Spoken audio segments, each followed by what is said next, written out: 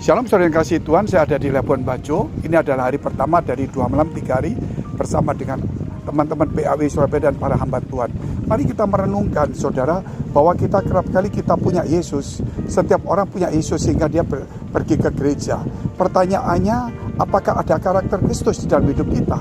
Jikalau kita punya Kristus saudara, tapi kita tidak punya karakter Kristus, berarti kita memiliki Yesus tapi kita merasa tidak dimiliki oleh Tuhan.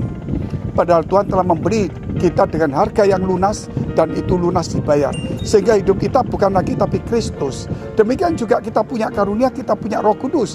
Tetapi kalau kita tidak punya buah roh, berarti kita punya Roh Kudus, kita punya karunia roh, tapi kita tidak merasa dimiliki oleh Roh Kudus. Sehingga tidak pernah menghasilkan sesuatu yang baik.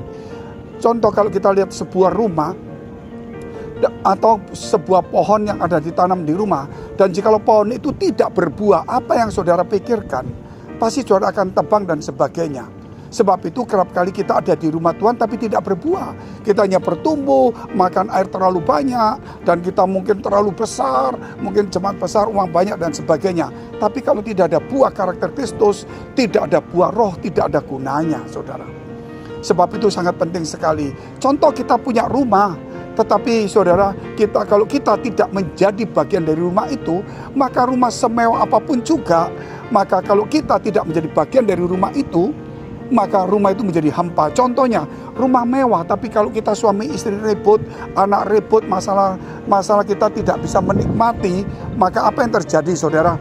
Bahwa kita melihat rumah yang indah itu menjadi tidak indah.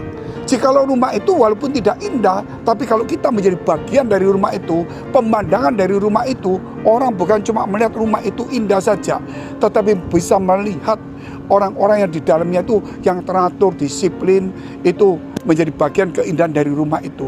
Demikian gereja itu adalah sebuah gedung. Semegah gereja apapun juga, sebesar apapun juga, sebanyak orang yang datang acara yang megah sekalipun, jikalau orang-orang tidak punya karakter Kristus, tidak punya buah roh, maka gereja itu hanya tampak luarnya indah seperti bait Allah yang Tuhan berkata bahwa akan diruntuhkan juga. Sama dengan menara Babel. Sebab itu kita harus lebih mengutamakan gereja itu adalah diri kita, hidup kita, rumah Tuhan. Itulah saudara yang perlu kita renungkan.